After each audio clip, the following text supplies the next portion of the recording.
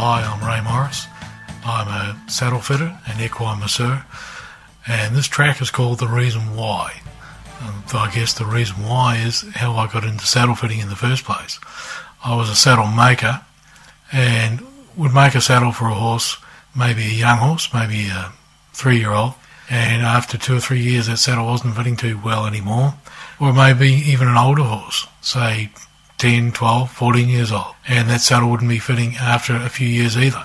And I knew, well, there had to be some sort of problem. The horse would be moving fine to begin with, everything was great, and then things started to go wrong generally around 6 months down the track. And I know a lot of other saddle makers have the same problem.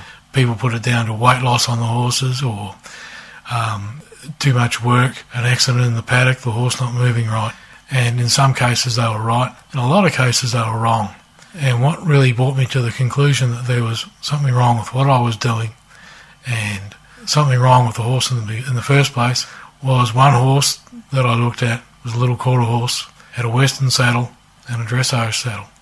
Went really well on the western, not on the dressage. I've seen the other thing work, or they've gone well in their all-purpose or dressage saddle and not well on the western. And when I looked at the two saddles, the bearing surfaces underneath had been quite different in the two saddles, which didn't make any sense because that same animal was still expected to be fit by two totally different saddles. One obviously fit the horse, the other one didn't. And that's when the penny dropped as to what was wrong with what I was doing.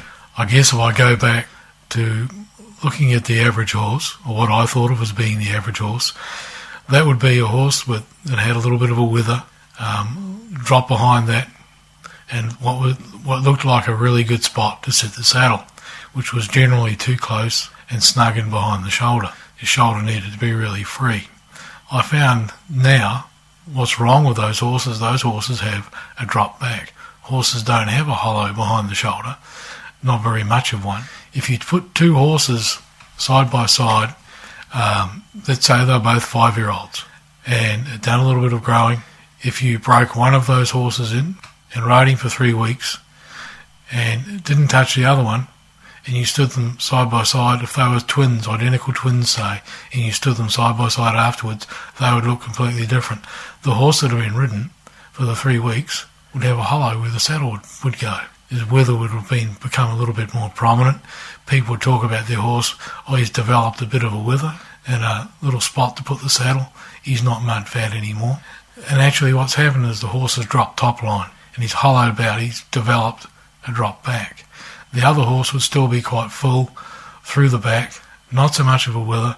There'll be a much sleeker line from the shoulder, behind the shoulder, right along through the back into the loin, where the horse that had been ridden with, in most cases, a tighter saddle.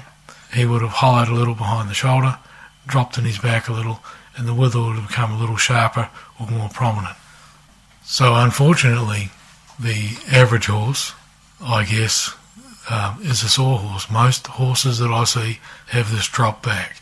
And I guess most horses I get to see have a saddle problem or a muscle injury problem. If we start looking at the thoroughbred, most people think of the thoroughbred as being a narrow to medium fit in the saddle. I can say that nearly every thoroughbred I've seen will be wide to extra wide. I can say that I've never seen a horse take a narrow fitting saddle. And in most cases the medium fit doesn't fit a lot of those horses either. What we have is where the saddle, when it's fitted too narrow to the horse, pinches the horse behind the wither, behind the shoulder, causes the muscle to atrophy, that's the trapezius and longissimus dorsi, to atrophy, tighten up and shrivel. Then the saddle collapses and the points of the tree or the end of the fork put even more pressure on the rib cage and restrict the blood flow, and the muscle atrophies and tightens up even more. So we get quite a knifey wither protruding up out of the horse's back, and in most cases extra padding's put in there, creating more pressure, creating more hollow. So people start to try and narrow their trees down or to pack their saddles narrower, and it's a vicious circle.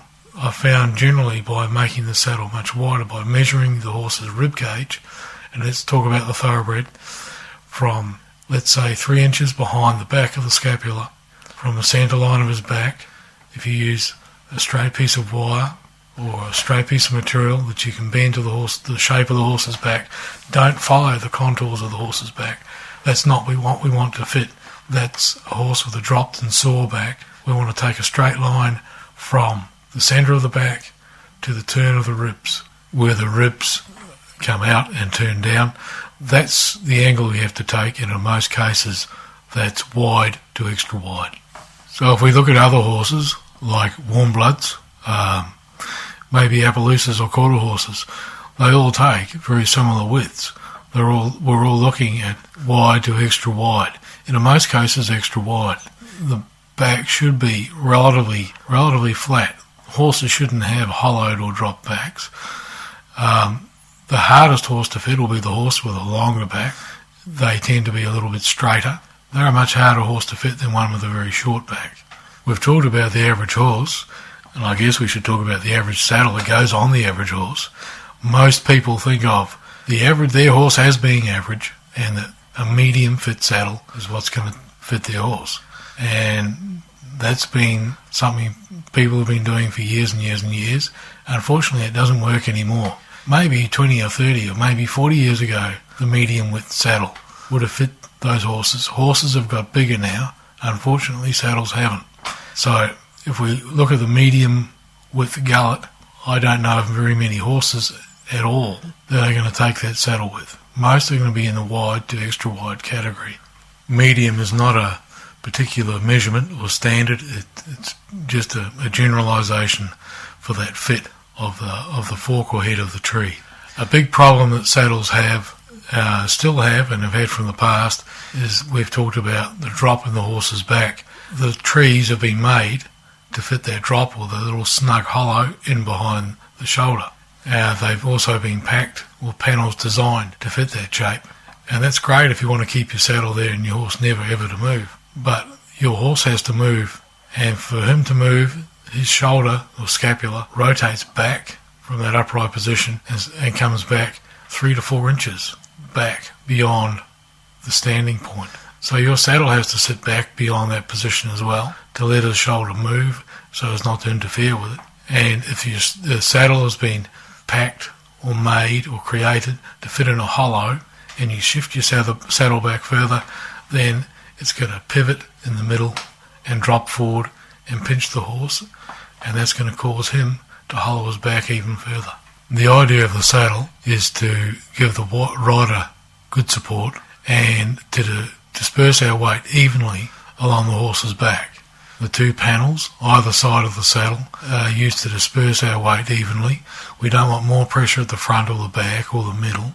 If the panels are stuffed too heavily in the middle, the saddle's going to pivot in the middle, rock forward, always forward, and grab the horse. Even if it's the right width, it's going to pinch him in front, because basically you're going to only use half the length of your panel instead of all of it. If your saddle's stuffed too full in the front, you're going to narrow down the space anyway, the correct width, and you're going to load the back of the saddle. You're going to pinch the horse in front, and your weight's going to be in the back of the saddle, and you're going to give the horse a sore loin.